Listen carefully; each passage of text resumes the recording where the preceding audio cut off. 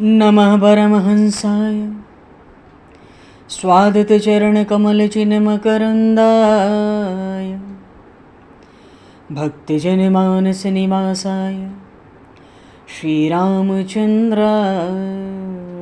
नमः।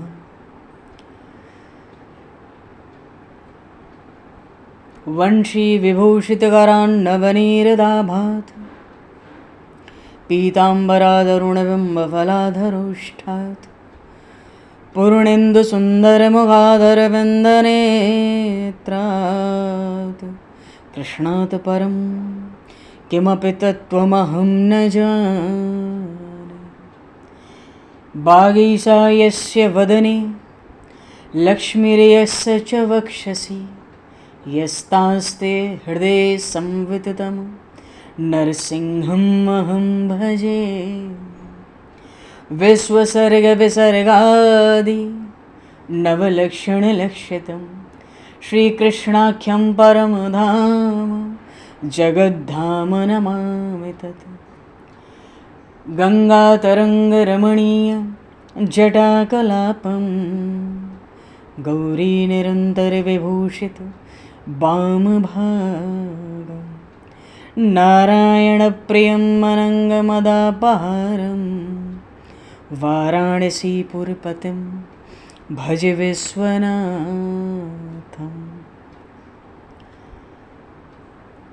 प्रह्लादनारदपराशरपुण्डरीक व्यासेऽम्बरीशशुकशौनकभीष्मदालभान् रुक्माङ्गदेऽर्जुनवसिष्ठविभीषणादीन् एतानहं परं भागवतान् नमाम्यहम्। श्रीसीतानाथसमारम्भां श्रीरामानन्दार्यमध्यमाम् अस्मदाचार्यपर्यन्तां वन्दे गुरुपरम्पराम्। वाञ्छाकल्पतरुभ्यश्च कृपासिन्धुभ्य एव च पतितानां पावनेभ्यो वैष्णवेभ्यो नमो नमः। योगेन्द्राय नमस्तस्मै शुकाय ब्रह्मरूपिणे संसारसर्पदष्टमयो विष्णुरात्ममुच्यते। नारायणं नमस्कृत्य नरं चैव नरोत्तमं देवं सरस्वतं व्यासं ततो जयमुदीरये।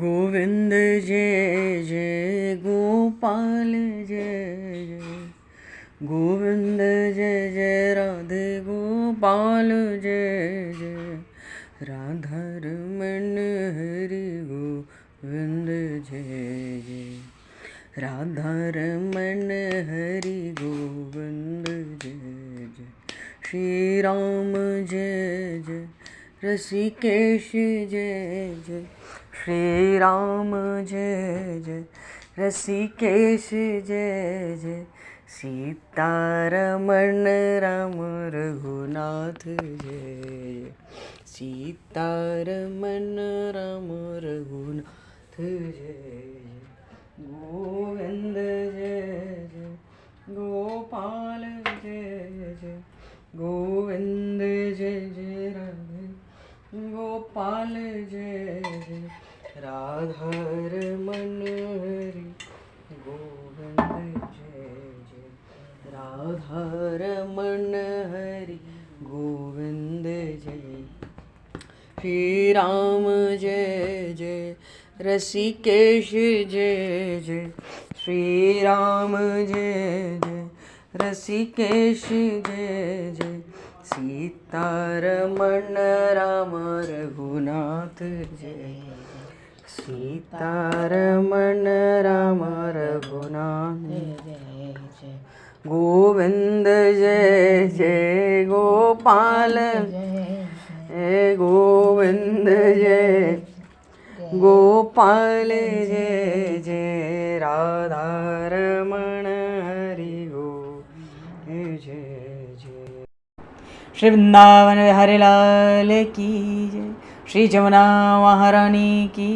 जय श्री गिरिराज महाराज की जय, श्री गिरिराज धरणे की जय, समस्त गौवंश की जय, 84 कोस ब्रजमंडल धाम की जय, श्री वेदव्यास जी महाराज की जय, श्री सुखदेव जी महाराज की जय, श्री शुत शौनक आदि ऋषियों की जय, श्री सद्गुरुदेव भगवान की जय, सब संतन की जय, सब भक्तन की जय, समस्त वैष्णवन की जय, समस्त पूर्वाचार्य चरणन की जय, समस्त संप्रदाचार्यन की जय, श्री सद्गुरुदेव भगवान की जय।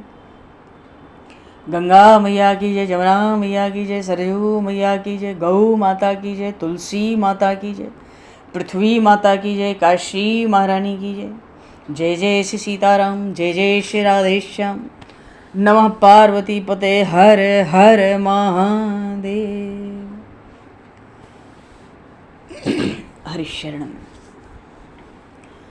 अनंत कोटि ब्रह्मांड नायक सर्वेश्वर पूर्ण परात्पर ब्रह्म, असंख्य कल्याण गुणगण निलय, भक्त वांछा कल्पतरु, शरणागत वत्सल, भक्त वत्सल, दीनबंधु, दया सिंधु, सच्चिदानंदमय श्री विग्रह भगवान श्री राधा माधव की महती कृपा करुणा से परम पावन 84 कोस ब्रजमंडल धाम के हृदय स्थल श्री धाम वृंदावन से महापुरुषों के परम अनुग्रह से आप सभी श्रद्धालु भक्त वैष्णवों की मंगल एवं पावन सन्निधि में मानव जीवन का सर्वोत्कृष्ट फल भगवत गुणगान, भगवत कथा, भगवत कीर्तन का आनंद हम सभी श्रीमद् भागवत महापुराण की आनंद कथा के माध्यम से प्राप्त करने जा रहे हैं।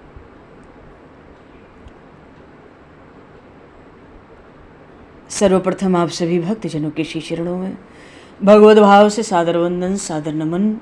आप सभी को यथा योग्य जय सिया राम, जय जय श्री राधे, हरि शरणम। जय हो, जय जय श्री राधे, सभी को जय सिया राम, जय हो भगवान, जय हो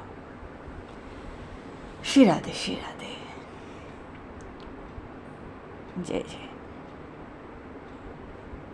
जय जय। कासाय वस्त्रं मणिहारभूषितं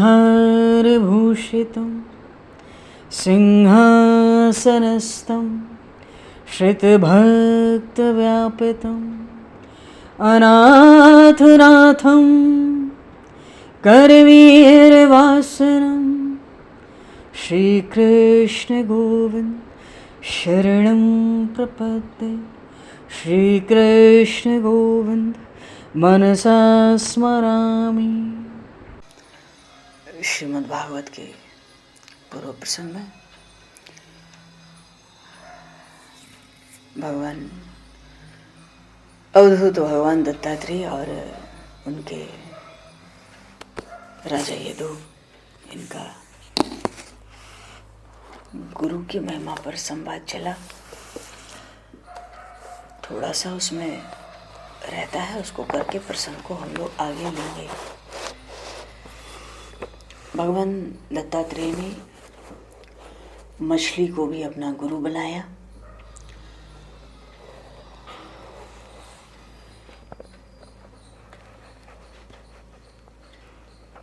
तो देखो, जीव के लिए 3 चीजें बड़ी घातक हैं। अर्थ का संग्रह, स्त्री में आसक्ति और रसना। बढ़िया बढ़िया जिह्वा पर रस, तीनों घातक हैं।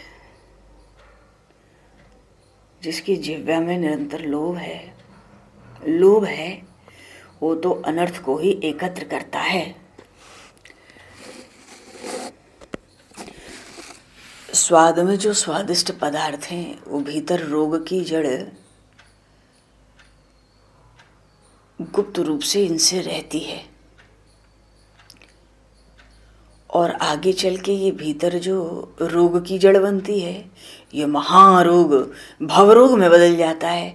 जीव भवरोग से ग्रस्त हो जाता है और ग्रस्त होकर महान दुख भोगता है।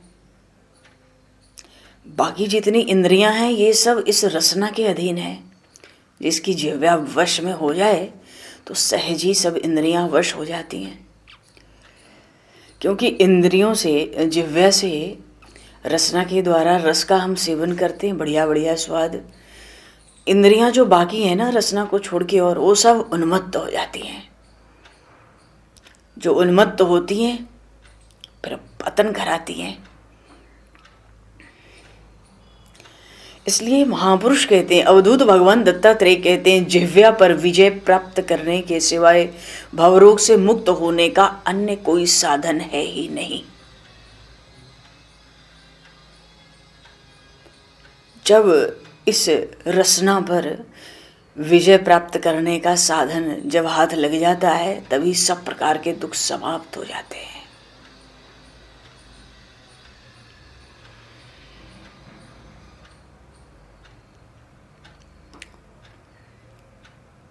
अच्छा, इंद्रियों का पोषण तो आहार से होता है। अगर आहार प्राप्त न हो तो इंद्रियां व्याकुल हो जाती हैं। लेकिन ये जो रसना है ना जिह्वा, ये अजित है। अगर अजित कहने का अर्थ अगर हम निराहार रहें तो भी इसका बल बढ़ता है। हम समझे हम उपवास करते हैं, हमने जिह्वा पर विजय प्राप्त कर ली, तो ये हमारी भूल है।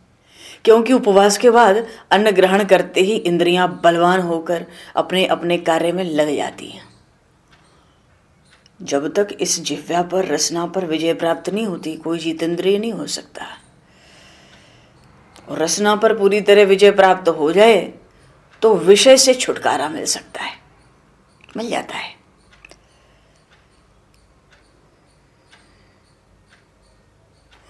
तो जिसकी मधुरता के कारण सब में माधुर्य है, एक आत्म तत्व की जो मिठास है, कण कण में वही आत्मा है, वही ब्रह्म है, वही परमात्मा है। वो जो एक मिठास है ना, जिसकी मिठास के कारण, जिसकी मधुरता के कारण सब में मिठास है, सब में माधुर्य है, उसी की मधुरता का जो सेवन करेगा उसके वश में ये रसना हो जाती है। अवधूत दत्तात्रेय ने पिंगला नाम की एक सुंदर वैश्या को भी गुरु माना। विदेहों की नगरी मिथिला में रहती थी। तो जब उसकी आशा निराशा में बदली तो तीव्र वैराग्य उसको हुआ। वो तो वैश्या का अर्थ होता है स्वेच्छाचारिणी। एक बार क्या हुआ, कैसे अचानक शाम के समय अनेक प्रकार से वस्त्र अलंकार से सज धज कर दरवाजे पे खड़ी रही। ऐसे ही बड़ी सुंदरी थी, तो तरह तरह के श्रृंगार से उसकी शोभा इतनी बढ़ गई। रूपवती तो पहले ही थी, श्रृंगार से युक्त हो गई। और अब वो विलास की तृप्ति चाहती है, किसी अच्छे पुरुष की आशा रखती है। कोई गुणवान हो, रूपवान हो, धनवान हो, विलासी हो, धन दे। धन मिलेगा तो इच्छा पूरी होगी। भीतर धन की कामना है, प्रतीक्षा करती है। जब थोड़ी देर में कोई ऐसा नहीं मिला तो रास्ते में आने जाने वालों को आंखों से अपने इशारा भी करती है। फिर और भी युक्तियां लगाती है लोगों को अपनी ओर आकर्षित करने के लिए। कहीं कंकड़ी फेंकती है, कहीं किसी को पान का बीरा उठाकर देती है, अनेक प्रकार के हाव भाव करती है। तो जब लोग नहीं रुकते तो उसको लगता है ये सब धनहीन हैं, दुर्बल हैं, ये क्यों रुकेंगे। पर धनवान के आने की आशा में खड़ी रहती है। बड़ी देर खड़ी रही, रात होने लगी तो नींद भी जाती रही, भीतर जाती बाहर आती, आधी रात भी बीत गई, सब लोग सो गए। पर वो व्याकुल हुई, आज धन की आशा पूरी नहीं हुई। उसकी आशा आज टूट गई। होठ सूखने लगा, गला सूखने लगा, मुंह उतर गया। चिंता भीतर हुई, धन नहीं मिला तो दुख बढ़ गया। तो इतनी चिंता में व्याकुल हो गई, दीन सी हो गई। जहां चिंता में आतुर होकर दैन्य बढ़ा, उसमें उसको वैराग्य उत्पन्न हो गया, और यही वैराग्य आगे इसके सुख का कारण बन गया। तो राजा यदु कहते हैं अवधूत दत्तात्रेय से, महाराज वेश्या में वैराग्य भाव कैसे उत्पन्न हुआ, जो बराबर विषय का चिंतन करती है। फिर उससे उसका मन उब गया। इसका मतलब तो ये हुआ कि यदि अचानक किसी को भी वैराग्य उत्पन्न हो जाए तो सब आशाओं का नाश हो जाए। तो अवधूत भगवान ने कहा कि उस समय उसने एक गीत गाया, भागवत में गीत गाया। क्या गाती है? मनुष्य तो आशा की फांसी पर लटका है, अगर तलवार की तरह काटने वाली कोई वस्तु है आशा की फांसी को, तो वो है तीव्र दृढ़ वैराग्य, केवल वैराग्य। जिसको वैराग्य नहीं हुआ, जो इन झंझटों से उबा नहीं, वो शरीर और कामनाओं से, इनके बंधन से मुक्त होना नहीं चाहता। जो अपनी बुद्धि में वैराग्य का भाव नहीं लाता, वो तो संसार के प्रपंचों में फंसा रहेगा, दुख भोगता रहेगा। आशा में कुछ बाधक, देखो वैराग्य में कुछ बाधक है तो वो केवल है आशा। इसलिए कहते ना, आशा ही परमम दुखम, भागवत में आया, आशा ही परमम दुखम नैराश्यम परमम सुखम। आशा की डोरी से बंधा हुआ प्राणी तो संसार में अनेक प्रकार के कष्ट उठाता है और एक दिन समाप्त हो जाता है। अहो में मोह विदितम, पिंगला कहती है मेरी मूर्खता का तो पार ही नहीं है। मैंने दुष्ट पुरुषों की संगति से सुख माना। संतम समीपे रमणम रतिप्रदम वित्तप्रदम नित्यमिमं विहाय अकामदम दुख भयादिशोक मोहप्रदम तुक्षमयम भजिज्ञा। अरे वो भगवान जिनसे प्रेम करने से तत्काल ही काम की निवृत्ति हो जाती है, ऐसे सत्य पुरुष, उन ईश्वर की स्थिति मेरे पास है, पर विषयों की आसक्ति के कारण मैं समझी नहीं। अरे जो शांति प्रदान करके, जो निरंतर, जो भगवान अपार सुख के देने वाले हैं, वो ही सच्चे धनी और दाता हैं। जो संतुष्ट हो जाएं तो अपना पद दे देते हैं, अपना समस्त ऐश्वर्य प्रेम से दे देते हैं। और हाँ, उस परमात्मा का एक गुण गाया। पिंगला कहती है जो नर और नारी दोनों के साथ रमण करता है वो सच्चा पति है, वो सच्चा स्वामी है। मैं कैसी मूर्ख हूं, ऐसे बड़े भारी पति को त्याग कर मैंने बड़ी भारी गलती की। अरे जो स्वयं काम से तृप्त नहीं है, पिंगला कहती वो मुझे क्या काम से तृप्त करेगा। उसको मालूम पड़ा काम की प्राप्ति के लिए मिथ्या मोह किया, काम वासना की पूर्ति भी नहीं हुई।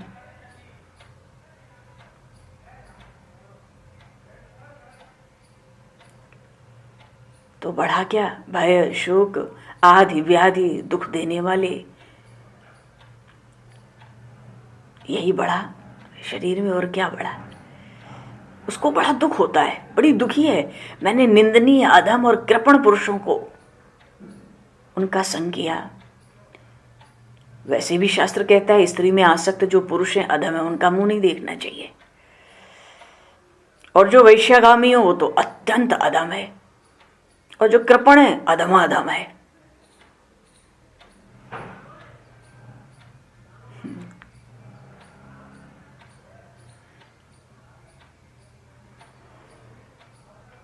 अरे बड़ी तरह से उसने विलाप किया है। उसको अपने शरीर से घृणा होती है। वो तो कहती है मनुष्य का शरीर एक अमंगल का घर है, गीली चमड़ियों से मढ़ा हुआ है। तो मढ़ा किसके ऊपर है? हड्डी और मांस का ढांचा है, उसके ऊपर गीली चमड़ियों से ये ढका है। रोम रोम, पूरे शरीर में रोम है, रोम की कांटे हैं। ये तो नख क्या है? ये तो खूंटियां हैं, उंगलियों का अंतिम भाग जकड़े रहता है। हाँ, इस शरीर में स्वाद लेने के लिए लाल चमड़ा लटका दिया है, जीव को कहती है, लाल चमड़ा और लटका दिया है। वायु के आने जाने के लिए नाक में छिद्र, एक हिलता हुआ शिखर ऊपर बैठा दिया, उसमें बाल उगा दिया। अजी, इस शरीर के भीतर तो दुर्गंध भरी हुई है, और वो दुर्गंध का प्रवाह तो रात दिन शरीर के 9 दरवाजों से मल निकलता ही रहता है। नित्य पानी से धो, स्नान करो, साफ नहीं रखा जा सकता। तो ऐसे शरीर की तो बात करने से घृणा हो जाए, मलमूत्र से भरे ऐसे हड्डी और मांस के लोथड़े से। वो कहती है पिंगला, मैंने विवेक का त्याग करके इससे मैंने बार बार भेंट की, जल जाए मेरा ये शरीर। पता नहीं ये सब देखकर मेरा मन क्यों नहीं होता। आज उसको भारी दुख हुआ। विदेहा नाम पुरे यस्मिन् नहमेव कैव मूढ़ थी। वो तो कहती है विदेह राजा की नगरी, नगरी तो एक ज्ञानियों की, पर मैं ही एक मूर्ख हूं। हृदय में बसने वाले उन श्री हरि को त्याग कर मैंने अधम लोगों की संगति की। अरे वो प्रभु तो एकदम पास रहते हैं, अच्युत हैं, अपना आत्म सुख भगवान देने वाले हैं, मैंने उनको भुला दिया।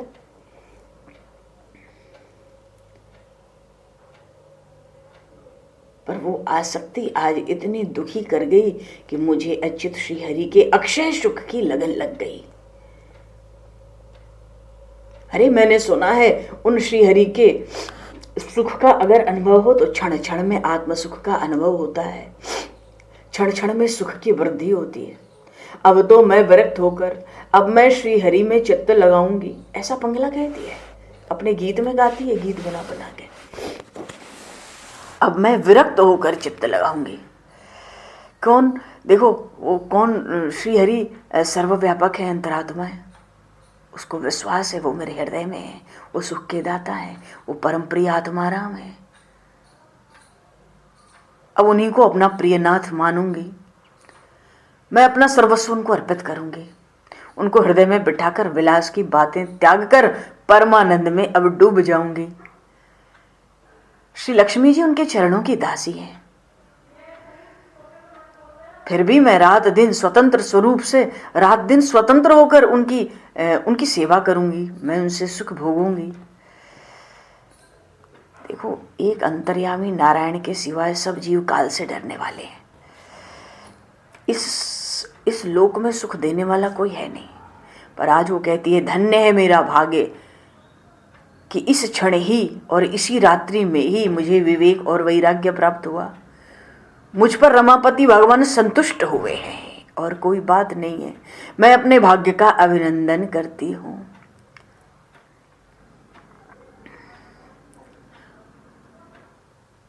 पहले उसको लगा कि कोई पूर्व जन्म का पुण्य होगा, उसके कारण पुरुषोत्तम, आज भगवान पुरुषोत्तम मुझ पर प्रसन्न हुए। फिर कहती है नहीं नहीं, वो तो पतित पावन जनार्दन है। उन पतित पावन जनार्दन की पूर्ण कृपा के कारण ही मुझे विवेक और वैराग्य प्राप्त हुआ है। निराशा का दुख टल गया और परम संतोष तथा सुख प्राप्त हुआ।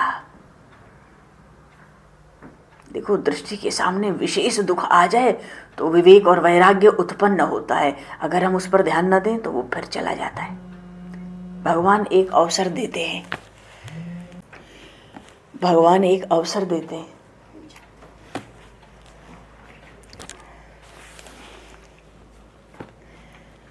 भगवान क्यों अवसर देते हैं? हरि शरण।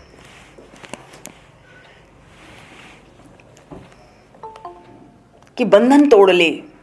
आज तुझे दुख हुआ, आज तुझे भीतर कष्ट हुआ, तेरा दुख तू ही जानता है। आज तुझे विवेक और वैराग्य दूंगा, तू अपने स्नेह के बंधन को तोड़ डाल, आत्म सुख प्राप्त कर। तो वैराग्य तो गुप्त धन है, पर वैराग्य ऐसे नहीं, विवेक से युक्त वैराग्य। बस आज वो कहती है भगवान ने कृपा करके मुझे वैराग्य प्रदान किया है। अब तो भगवान ने मेरे माथे पर उपकार का बोझा लाद दिया। ये वैराग्य बड़े बड़े ऋषियों को प्राप्त नहीं हो पाता जल्दी। भगवान ने उपकार का बोझा मुझ पर लाद दिया मेरे माथे पे। मैं तो ऐसा ही मानती हूं। अब मैं सर्वशक्तिमान उन श्री कृष्ण की शरण में जाऊंगी। क्यों? उनके शरण में जाने से सहज ही संसार में सुखी हो जाऊंगी। अरे बड़े बड़े ऋषि मुनिगण जिन प्राण वल्लभ परमात्मा को प्राप्त करने के लिए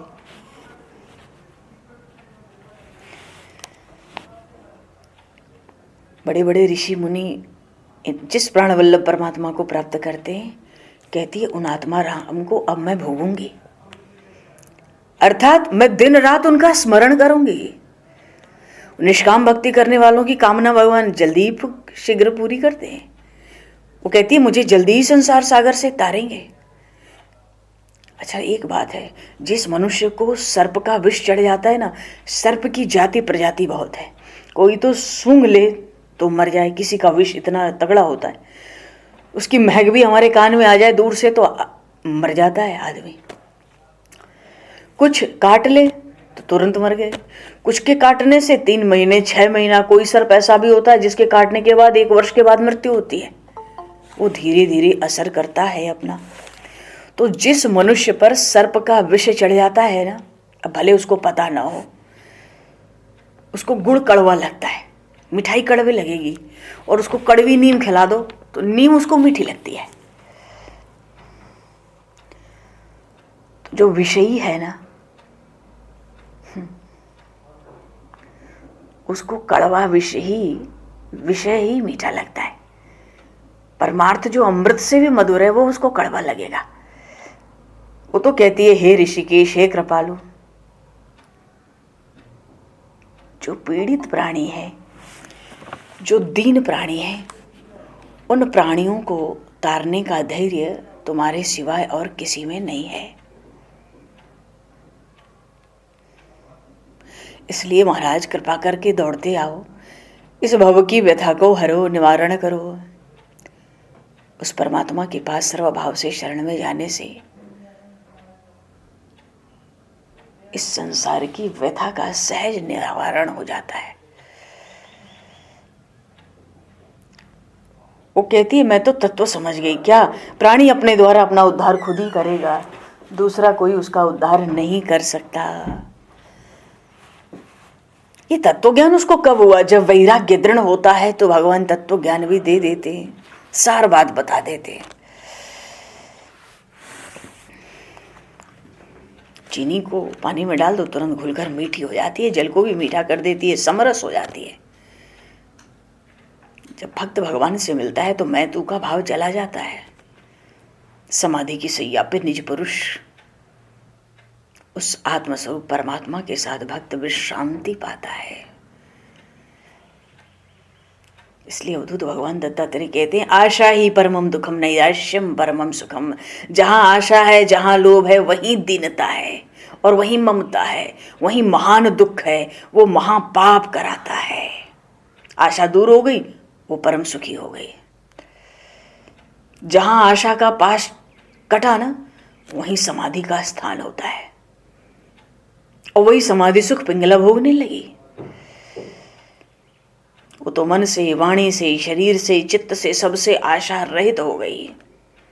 दूसरे सब साधन निराशा के लिए हैं। ये जो निराशा है ना, ये परमार्थ को लूटती है। निराशा का अर्थ उदासी नहीं है, निराशा का अर्थ है दुराशा। ऐसी आशाएं जो संसार से, विषयों से जुड़ी हैं, शरीर से जुड़ी हैं, दुराशा, ये परमार्थ के धन को हमारे लूटती हैं। तो राजा यदु, अवधूत भगवान दत्तात्रेय राजा यदु से कहते हैं आप भी ऐसी निश्चल विरक्ति को भोगो।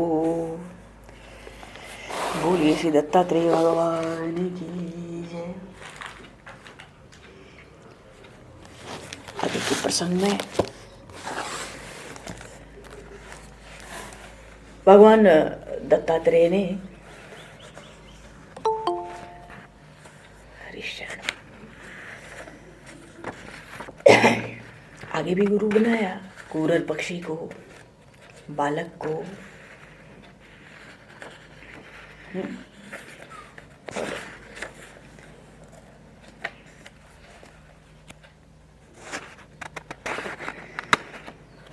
इस जगत में 2 व्यक्ति निश्चिंत और परमानंद में हैं। एक नन्हा सा बालक, दूसरा जो गुणातीत है।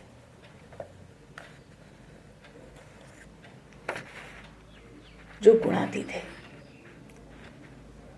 क्रूर पक्षी को गुरु क्यों बनाया?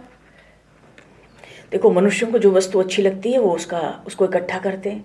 इकट्ठा करना दुख का कारण बन जाता है। मन से भी किसी वस्तु का संग्रह नहीं करना चाहिए। एक क्रूर पक्षी था, अपने चोंच में मांस का टुकड़ा लिया था, लेके आकाश में उड़ा। शांति का स्थान देख के किसी पेड़ ओड़ पे बैठ के खाऊंगा, टिटेरी जिसको कहते। उसी समय दूसरे बलवान पक्षी उसके पीछे लग गए। चोंच में मांस का टुकड़ा लटका था, उनके पास मांस नहीं था।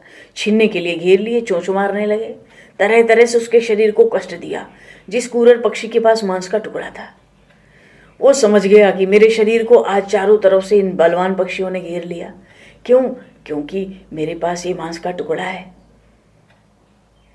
उसकी तृप्ति नहीं हुई थी, उसने चोंच से छोड़ दिया। सब मांस के टुकड़े के पीछे चले गए और फिर मांस का टुकड़ा एक पक्षी थे और फिर आपस में लड़ते। उसने छोड़ दिया तो उसको सुख मिला। भाव है, संग्रह कभी नहीं करना चाहिए। संग्रह से जीवन में दुख ही होता है।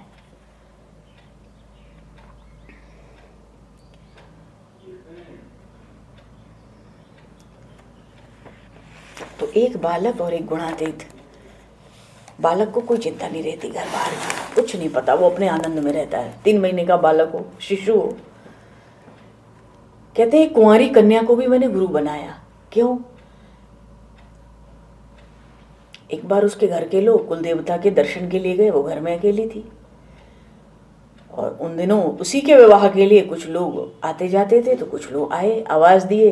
ये समझ गई पर इसने मुंह से कुछ बोला नहीं। सोची जब तक माँ आएगी, भोजन बनाएगी, समय लगेगा, चलो मैं पहले ही धान कूट लूँ। अब उसके हाथ की कलाइयों में शंख की चूड़ियाँ थी, जोर जोर से धान कूटने में बजने लगी। तो उसको बड़ी लज्जा सी हुई, उसको बड़ा खराब समझा उसने। तो उसने एक एक करके सब चूड़ियाँ तोड़ डाली। अब 2-2 चूड़ियाँ बची दोनों हाथ में। फिर धान कूटने लगी तो फिर वो बजने लगी। मानो 2 लोग भी साथ रहें तो आवाज़ तो कुछ न कुछ होगी। अब उसने दोनों कलाइयों में केवल एक एक चूड़ी रहने दी, वो भी निकाल दी। जब एक एक चूड़ी रह गई तो फिर वो आवाज़ नहीं करती। भाव है कि जब बहुत लोग साथ रहते हैं तो कलह होता है, और 2 आदमी भी साथ रहें तो भी बातचीत तो होती रहेगी। इसलिए कुंवारी कन्या की जो चूड़ी थी ना, उसकी तरह अवधूत भगवान दत्तात्रेय कहते हैं अकेले रहना चाहिए। एक बाण बनाने वाला मिला, उसकी बड़ी विलक्षण एकाग्रता थी।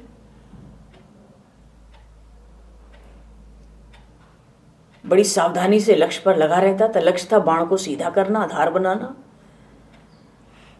राजा की सेना गुजर गई, बड़ी लंबी चौड़ी सवारी, उसको पता भी नहीं चला। एक आदमी सेना में से पीछे छूटा, आके उस बाण बनाने वाले से कहा, क्यों तुमने राजा की सवारी इधर से जाते देखी? उसने कहा मुझे नहीं पता, बाण बना रहा था। इतनी एकाग्रता, कितने ढोल नगाड़े बज रहे थे उस सवारी में, इतनी लंबी चौड़ी हाथी घोड़ों रथों की सवारी, उसको पता नहीं पड़ा। कहते मैंने सर्प को भी गुरु बनाया, सांप से भी शिक्षा ली। क्या? सन्यासी को सर्प की भांति अकेले ही विचरना चाहिए, उसको मंडली नहीं बांधनी चाहिए, मठ तो बनाना ही नहीं चाहिए। वो एक स्थान में रहे, एक स्थान में न रहे, प्रमाद बढ़ता है। चलते रहना चाहिए। स्थान की आसक्ति सन्यासी को कभी नहीं होनी चाहिए। अपने बाहरी आचार से ना पहचाना जाए, किसी से सहायता ना ले, बहुत कम बोले। तो सांप से क्या सीखा? सांप तो अपने लिए घर नहीं बनाता, दूसरे के घर में घुसकर बड़े आराम से अपना समय काटता है। चूहे का बिल हो, चेटा चेटियों का बिल हो, सांप उसी में घुस जाता है। तो इस अनित्य शरीर के लिए घर बनाना तो बखेड़े खड़े करने जैसा है। बोलते मैंने मकड़ी से भी शिक्षा ली। मकड़ी से क्या शिक्षा ली?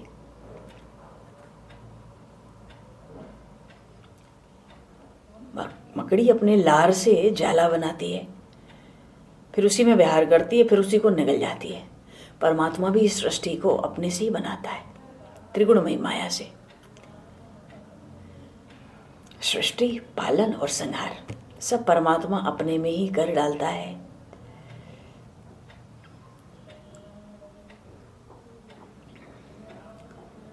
भृंगी उतने बिलनी जिसको कहते हैं, बोले उससे भी शिक्षा ली।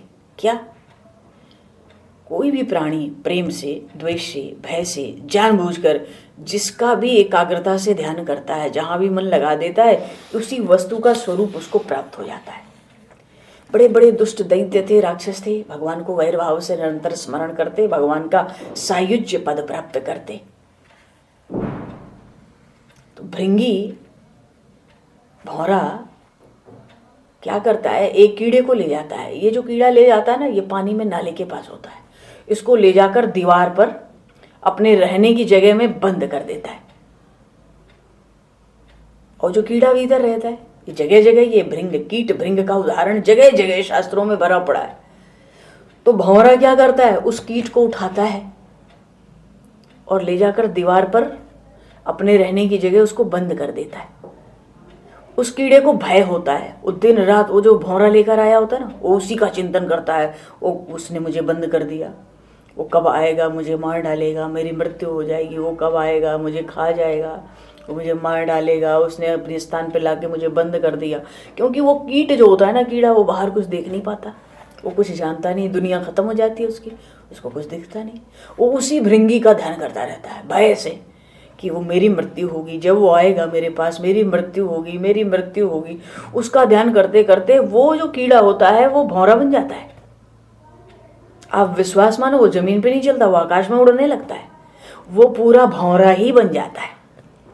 तो अवधूत भगवान कहना चाहते हैं राजा यदु से, इस तरह निरंतर एकाग्रता से परमात्मा का ध्यान किया जाए तो भक्त को, जीव को परमात्मा का स्वरूप प्राप्त होता है, सायुज्य प्राप्त हो जाता है, इसमें कोई शंका नहीं है। आखिरी में कहते हैं मैंने अपने शरीर को भी गुरु बनाया। ये 25वें गुरु हैं, नरदेह है, ये 24 के बाहर है। क्यों? शरीर मुझे विवेक और वैराग्य की शिक्षा देता है। मरना जीना तो इसके साथ लगा ही रहता है। शरीर को पकड़े रहो तो पकड़े रहने का फल यह है कि दुख पर दुख भोगो। हालांकि इस शरीर से तत्व विचार करने में सहायता मिलती है, फिर भी मैं इसे अपना नहीं समझता। मैं तो हमेशा यही निश्चय रखता हूं कि एक दिन इसको सियार कुत्ते खा जाएंगे, क्योंकि अवधूत शरीर है, सन्यासियों का शरीर है भगवान दत्तात्रेय का। कहते मैं तो निश्चित रखता हूं एक दिन इसको सियार कुत्ते खा जाएंगे, इसलिए मैं अभी से इस शरीर से असंग होकर रहता हूं।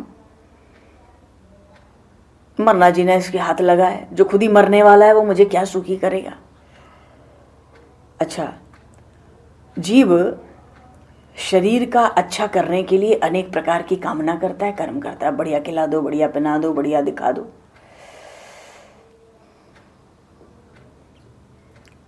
एक तो शरीर के लिए कामनाएं करता है, कर्म करता है। घर में स्त्री पुत्र धन दौलत हाथी घोड़ा नौकर चाकर घर द्वार भाई बंधु जो भी हैं, सबका विस्तार करके सबका पालन पोषण करता है। बड़ी बड़ी कठिनाई करके धन का संचय करता है। आयु पूरी हो जाती है, वो शरीर नष्ट हो जाता है। पर बस नष्ट नहीं होता, घर में आसक्त जो शरीर हैं वो मर के नहीं मरते, वो अगले जन्म के लिए भी बीज बो देते हैं, दुख की बीज। अपने लिए अगले जन्म में दुख की भरपूर व्यवस्था इसी जन्म में करके जाते हैं। जिनको अपने घर में, घर के लोगों में, शरीर में आसक्ति रहेगी, वो अगले जन्म का बीज अभी से डाल देते हैं, और वो बीज केवल दुख पैदा करने का रहता है।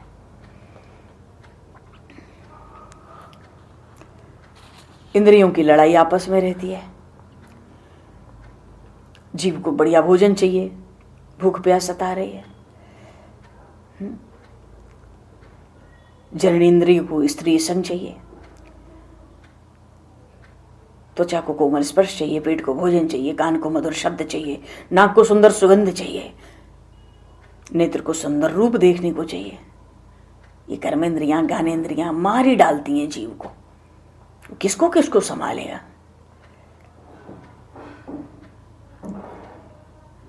तो भगवान की अचिंत्य शक्ति माया, माया से वृक्ष, रेंगने वाले पशु पक्षी, डांस, मछली सब योनियां रची गई।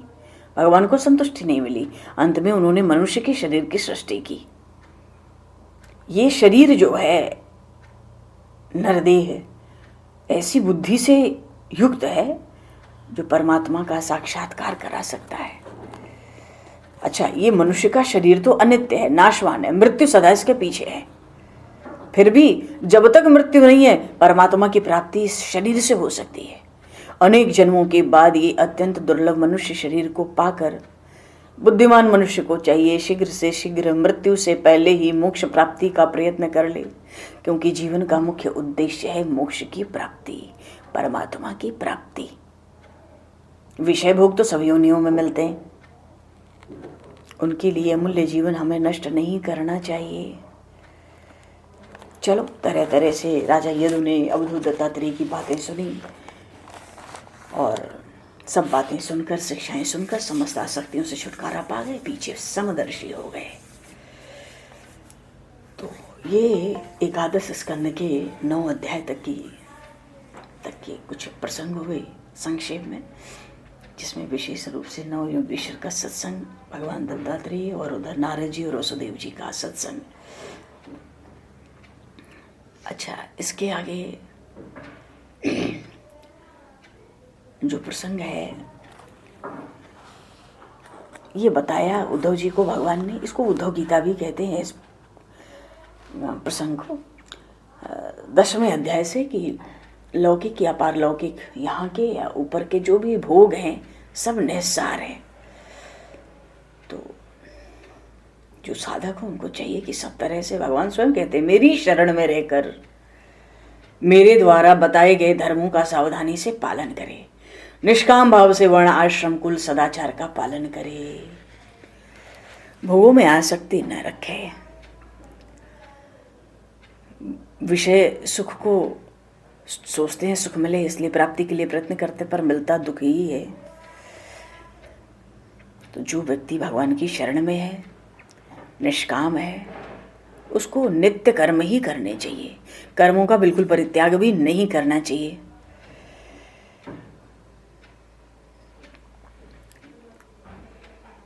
ममता तो कहीं हो भी ना। महापुरुषों में गुरु के चरणों में दृढ़ अनुराग होना चाहिए। अनुराग का अर्थ है श्रद्धा, श्रद्धा का अर्थ है गुरुवाणी में विश्वास और फिर उसका मनन, क्योंकि जो जिज्ञासु है उसका परम धन है आत्मा। भाव है कि हर चीज में वो आत्मा को देखे, कहीं किसी में कुछ विशेष रूप से ममता ना रखे, भैया उदासीन रहे।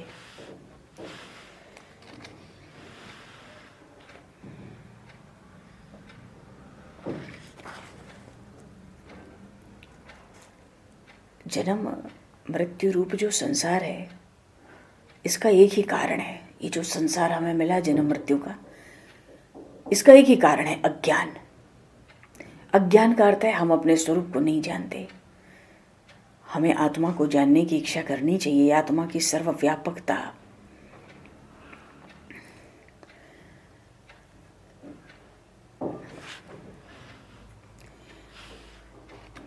जितने भी कर्म से अगर हम सुख होना चाहेंगे तो लोक हो चाहे परलोक हो, कोई ऐसा कर्म नहीं जिस कर्म को करके जीव सुखी हो सकता है।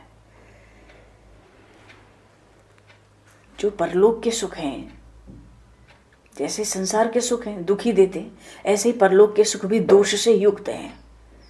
वहां भी बराबरी वालों में होड़ चलती है, गुणों में भी दोष निकाला जाता है, वहां भी छोटों से घृणा होती है। इसलिए बताया कि कोई सार नहीं है।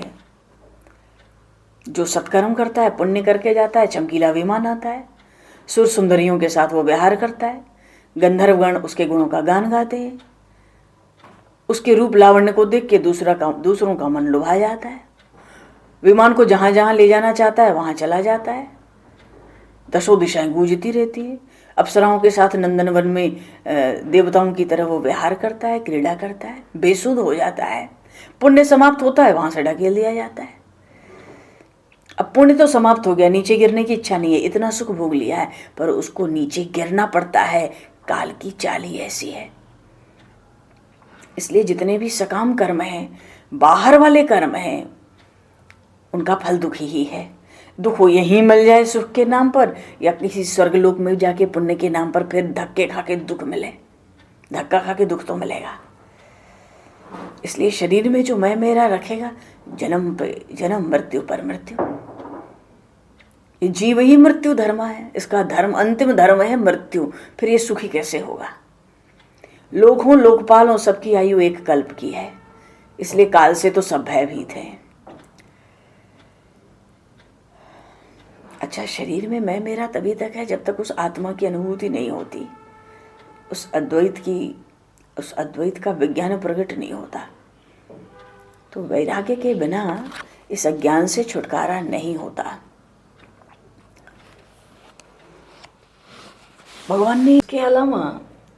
भगवान ने उद्धव जी को 3 प्रकार के जीव के बारे में, देखो भगवान ने बहुत सुंदर बात की है और उसको हम लोग बहुत ही संक्षेप में लेके अब चल रहे हैं। इसके बाद में भगवान ने उद्धव जी को साधक धर्म का तत्व समझाया और भगवान ये भी समझाते हैं कि सिद्ध महात्माओं की स्थिति कैसी होती है।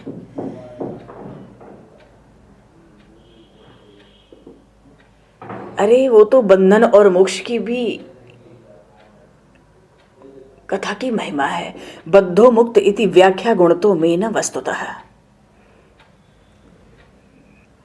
ये संसार के रूप में जो वृक्ष है, इस पर एक दृष्टांत बड़ा ही प्रसिद्ध है। हम सब सुनते हैं बार बार कि संसार एक वृक्ष है, इस वृक्ष पर 2 पक्षी हैं, एक जीव है एक ब्रह्म है, एक जीव है एक शिव है। 4 तरह की जो वाणियां हैं उनका भी रहस्य समझाया, परा पश्यन्ति मध्यमा वैखरी, और संतों के लक्षण भी समझाए। प्रायेण भक्ति योगेन सत्संगेन विनोद्भवा नो पायो विद्यते संग्रहण प्रायणम ही सतामहम। यहाँ पर सत्संग की महिमा सुनाई। ये जो 12वां अध्याय है ये केवल सत्संग की महिमा है, और सत्संग की तो ऐसी विलक्षण महिमा है जितना भी कहा सुना जाए कम है। भगवान शिव माता पार्वती से कहते हैं, गिरिजा संत समागम समन लाभ कछु आन, बिनु हरि कृपा न मिलहि सो गावहि वेद पुराण। भैया सत्संग की महिमा तो बड़ी ही विलक्षण है। भगवान ने सत्संग की महिमा में आरंभ में ही कह दिया, कलम तोड़ के रख दी भगवान ने ऐसी वाणी की मधुरता प्रकट की। न रोधयति माम योगो न सांख्यम धर्म एवच न स्वाध्यायस्तपस्त्यागो निष्ठापूर्तम न दक्षिणा व्रतानि यज्ञस्य छंदांसि तीर्थानि नियमा यमाः यथा वरुन्धे सत्संगः सर्वसंगापहो हिमा। भगवान श्री कृष्ण कहते हैं, उद्धव जगत में जितनी भी आसक्तियां हैं ना, शरीर की हो, संसार की हो, परिवार की हो, घर की हो, धन की हो, जितनी भी आसक्तियां हैं संसार में, सत्संग उनको नष्ट कर देता है। भगवान कहते हैं यही कारण है कि सत्संग जिस प्रकार मुझे वश में कर लेता है, वैसा साधन न तो योग है, न सांख्य है, न धर्म पालन है, न स्वाध्याय है, न तपस्या, न त्याग, न इष्टापूर्त, न दक्षिणा। कुछ भी साधन मुझे वैसा प्रसन्न नहीं कर सकता जहां तक मैं सत्संग के वश में हो जाता हूं। अरे उद्धव, कहाँ तक कहूँ, व्रत यज्ञ वेद तीर्थ यम नियम भी सत्संग के समान मुझे वश में करने में समर्थ नहीं है।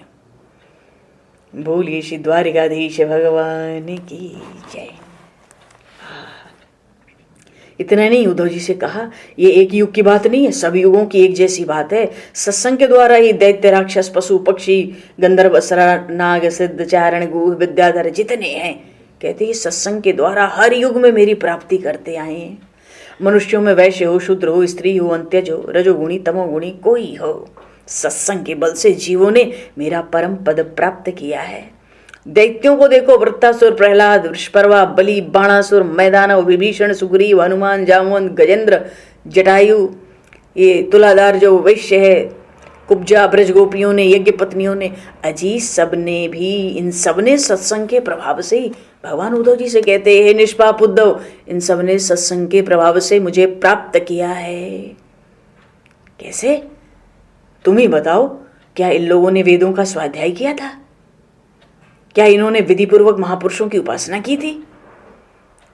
कृष्ण चांद्रायण व्रतों का पालन किया था या कोई तपस्या की थी? अरे उद्धव, इन्होंने बस केवल सत्संग के प्रभाव से ही मुझे प्राप्त कर लिया था। केवलेन ही भावेन गोप्यो गावो नगा मृगाः। गोपियां, गायें, यमलार्जुन, वृक्ष, ब्रज के हिरण, पशु, कालिये नाग, अरे भैया इनको तो साधन साध्य के बारे में मालूम ही नहीं है कुछ। केवल प्रेम पूर्ण भाव के द्वारा ही अनायास ही भगवान की प्राप्ति कर ली। भगवान कहते हैं मुझे प्राप्त करके वो कृतकृत्य हो गए। तो बड़े बड़े साधक तो योग, सांख्य, दान, व्रत, तपस्या, यज्ञ, श्रुतियों की व्याख्या, स्वाध्याय, संन्यास, बड़े बड़े साधनों से मुझे प्राप्त नहीं कर सके, परंतु सत्संग के द्वारा मैं अत्यंत सुलभ हो जाता हूं। सर्वसंगापहो हिमाम यथा वरुंधे सत्संगः सर्वसंगापहो हिमाम। भगवान स्वयं सत्संग की महिमा का गान कर रहे हैं। देखो बड़े बड़े ऋषि मुनि समाधि में स्थित होकर अपना स्वरूप भूल जाते हैं। गंगा आदि बड़ी बड़ी जो महान नदियां हैं समुद्र में मिलकर अपना नाम और रूप खो देती हैं। वैसे ही वे गोपियां भगवान स्मरण करते हैं इन ब्रज गोपांगनाओं का। वे गोपियां परम प्रेम के द्वारा मुझ में इतनी तन्मय हो गई, उन्हें लोक परलोक, शरीर और अपने कहलाने वाले घर के लोगों की सुध बुध भी नहीं रही। ये विलक्षणता है सत्संग। भगवान की लीला चरित्र गुणगान सुनते सुनते भगवान में प्रेम हो गया। वो भगवान को भगवान नहीं जानती थी, अपना प्रियतम समझती थी। कुछ कुछ तो जार भाव से मिलने की भी इच्छा रखती थी। भगवान स्वयं उद्धव जी से कहते हैं कि उन साधनहीन सैकड़ों हजारों अबलाओं ने केवल सत्संग के प्रभाव से मुझ पर ब्रह्म परमात्मा को प्राप्त कर लिया।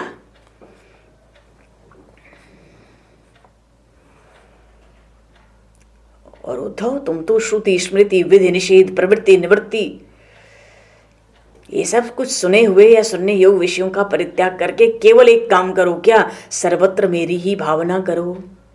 समस्त प्राणियों के आत्मस्वरूप में मेरी ही भावना करो। तुम मुझ एक की संपूर्ण शरण ग्रहण करो, क्योंकि मेरी शरण में जाने से तुम सर्वथा निर्भय बन जाओगे। बोलिए श्री भक्त वत्सल भगवान की, बोलिए श्री भक्त वत्सल भगवान की जय। भगवान तो संकादिक योगेश्वरों के भी परमेश्वर हैं। उद्धव जी कहते हैं मेरा संदेह अभी भी मिट नहीं रहा है। मुझे साफ साफ ये बताओ कि मुझे स्वधर्म का पालन करना चाहिए या सब कुछ छोड़कर आपकी शरण ग्रहण करनी चाहिए। एकदम अर्जुन जैसी हालत हुई, बात समझ नहीं आती, सीधी सीधी बात में बता दो।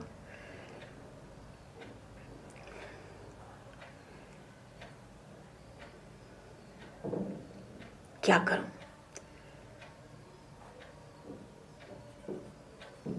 भगवान ने कहा देख, सूत के बिना वस्त्र रह सकता है क्या? सूत वस्त्र के बिना भी रह सकता है, पर वस्त्र सूत के बिना नहीं रह सकता। परमात्मा जगत के बिना भी रह सकता है, पर जगत परमात्मा के बिना नहीं रह सकता। ये समस्त जगत परमात्मा स्वरूप ही है, परमात्मा के सिवा इसका कोई अस्तित्व नहीं है। संसार का ये वृक्ष अनादि है, प्रवाह रूप से नित्य है। कर्म की परंपरा बड़ी जटिल है, इसलिए सावधान हो जाओ। संसार के वृक्ष के दो बीज हैं, पाप और पुण्य। तरह तरह की शाखाएं, बड़ा विस्तार किया भगवान ने संसार रूपे वृक्ष का। तो भगवान कहते हैं कि जो गृहस्थ विषयों में फंसे रहते हैं, शब्द रूप रस आदि विषय में, वे कामनाओं से भरे होने के कारण गीध के समान है और इस संसार रूपी वृक्ष का दुख रूपी फल भोगते हैं, क्योंकि कर्मों के बंधन में फंसे रहते हैं।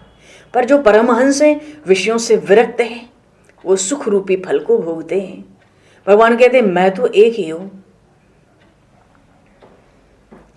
पर मेरा जो अनेक प्रकार का रूप है वो केवल मायामय है।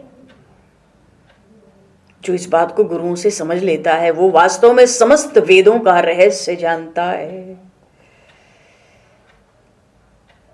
इसलिए इस बात पर दृढ़ता करके अनन्य भक्ति के द्वारा ज्ञान की कुल्हाड़ी को तीखी कर लो, धैर्य और सावधानी से जीव भाव को काट डालो। बोलिए श्री भक्त वत्सल भगवान की जय। देखो समय बहुत हुआ, आगे के प्रसंग में हंस रूप से भगवान का उपदेश, भगवान का हंस अवतार, भगवान ने सनकादिकों को हंस रूप